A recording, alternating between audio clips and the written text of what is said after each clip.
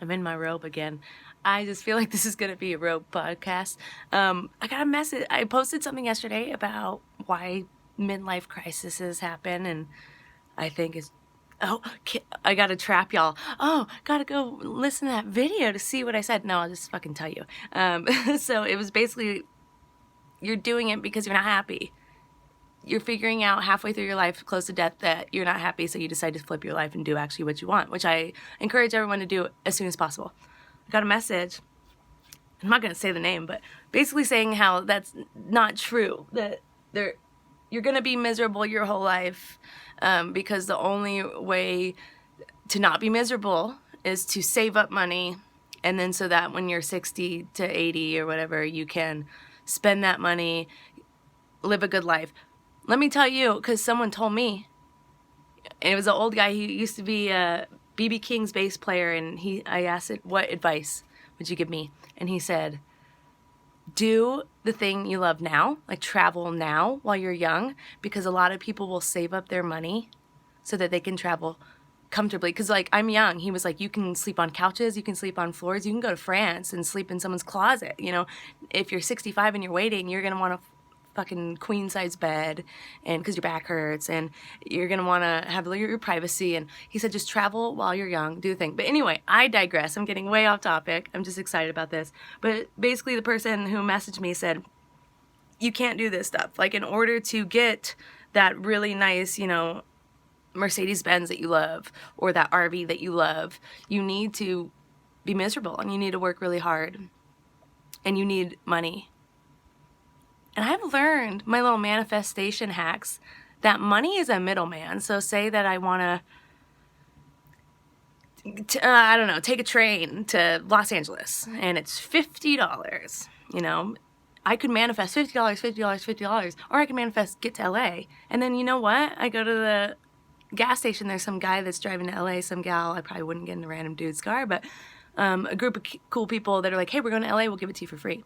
So I didn't need that $50. So I think that we put money in between as a middleman of manifestation. Like, if anything you want, it's like, how much money does it cost? But it's really not that way. You can manifest, you can volunteer, you know what I mean? You can get a lot of stuff. But my advice to that person was, if you want a Mercedes and you feel like you can't get that Mercedes until you're 65 and you saved all your money, go test drive a Mercedes. And then that person said, I don't think they would let me, which made me think, oh, you yourself don't feel like you deserve this, like it's valid for you.